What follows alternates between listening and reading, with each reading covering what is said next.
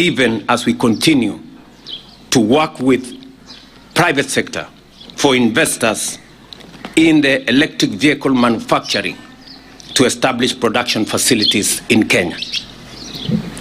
This is not only about overcoming the current crisis, but also about building a more self-reliant, resilient, and economically secure Kenya for generations ahead. I, however, wish to assure the country that there is no fuel shortage in Kenya. Through the government-to-government framework, under which international oil suppliers are contractually obligated to maintain consistent supply, the government is taking all necessary measures to ensure continued, uninterrupted supply and stability in the market. Fellow citizens, this situation is not permanent. We have overcome many challenges before, including droughts, floods, terrorism, and the COVID-19 pandemic, including other global shocks. Each time we prevailed because we stood together as one people.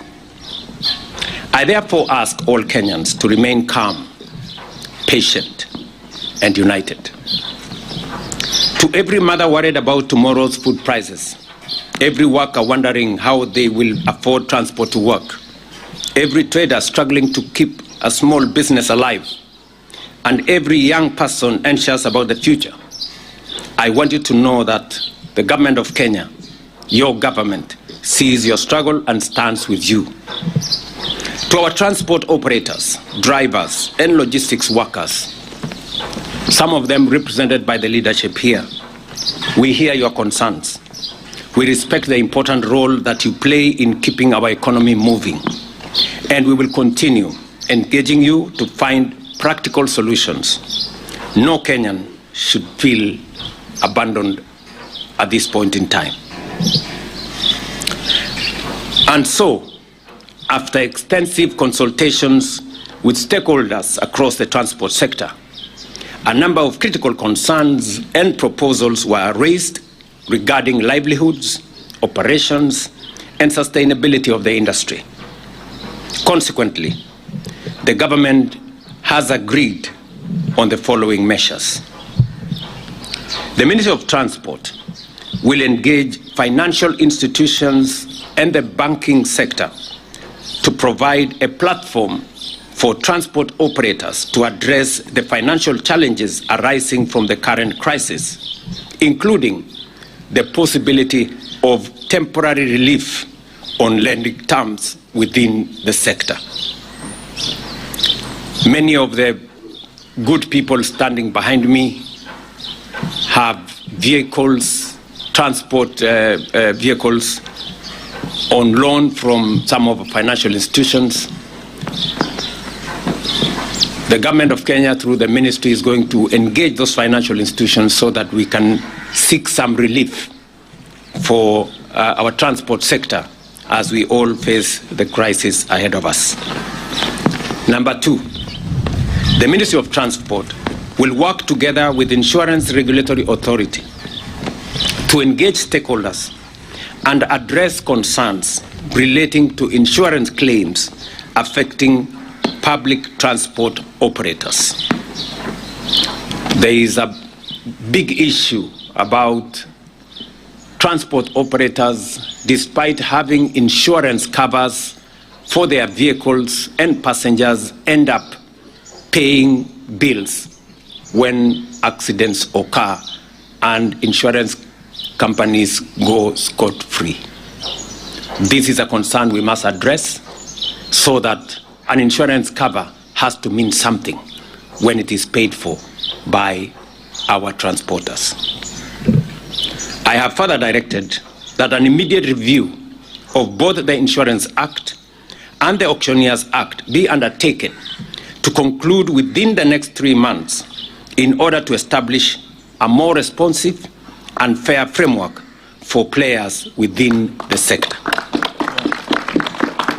The Ministry of Transport, through the National Transport and Safety Authority, will engage transport network companies and drivers operating under the digital taxi platforms with a view to immediately implementing regulations on a minimum taxi fare and resolving the long-running disputes affecting the ride-hailing sector. The people in that space sometimes work for 16 hours to be able to make ends meet. There is need for urgent regulations that have already been developed, and I have instructed the ministry to work with the stakeholders to make sure that those regulations are implemented so that we can streamline the whole digital taxi platform. Recognizing the important role of creativity and self-expression within our transport culture, I have also directed the NTSA to facilitate an enabling environment for matatu operators to continue utilizing artwork and graffiti on their vehicles in a manner that upholds safety and respect for other road users. The industry is telling me that they have been told they must remove all graffiti from their matatus. And I'm asking myself, why?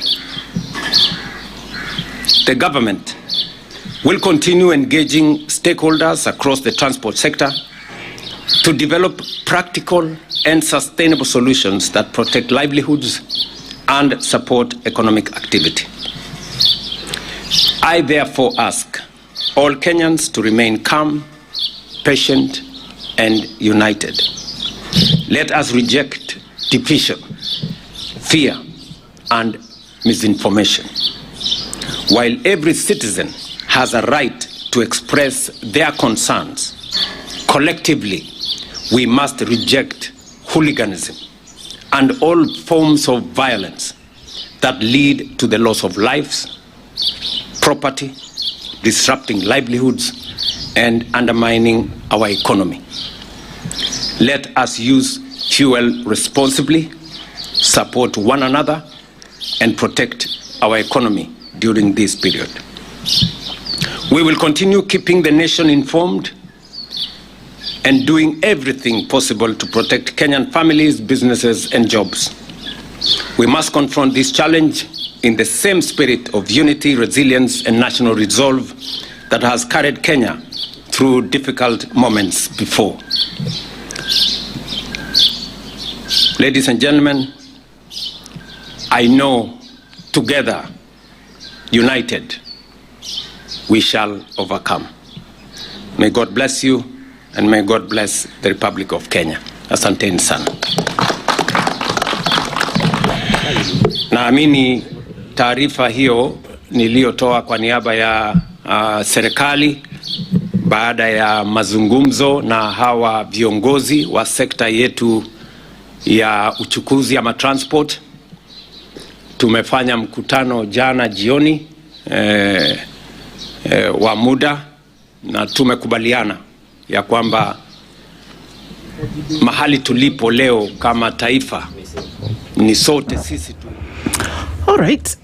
It's 3 minutes to 9 o'clock, and we're back into the Situation Room this morning after having assessed the situation in Mombasa, where the president is informing the nation about the I wanted to say proceeds from the meeting, Freudian slip, about the happenings after the meeting that they had with the transport sector stakeholders yesterday on the fuel crisis. Now, you've listened to this press briefing that has been given. I don't know if you heard anything about the fuel crisis, but okay. We're going to continue in our conversation. Stella and Daniel are still here. And let's take 1 minute to tell us, first of all, what you've heard. And then we're going to come back after 9 o'clock and continue this conversation. Stella, what did you hear? I don't know whether I want to talk about what I heard or I want to talk about the fact that, one, I am not united with the president on what he's saying we should be united about. I am not united with him on the assignment of bullying Kenyans into spending some more of money that they don't have, number one. I am not united with the president on making recommendations about things that have got nothing to do with fuel, talking about insurance.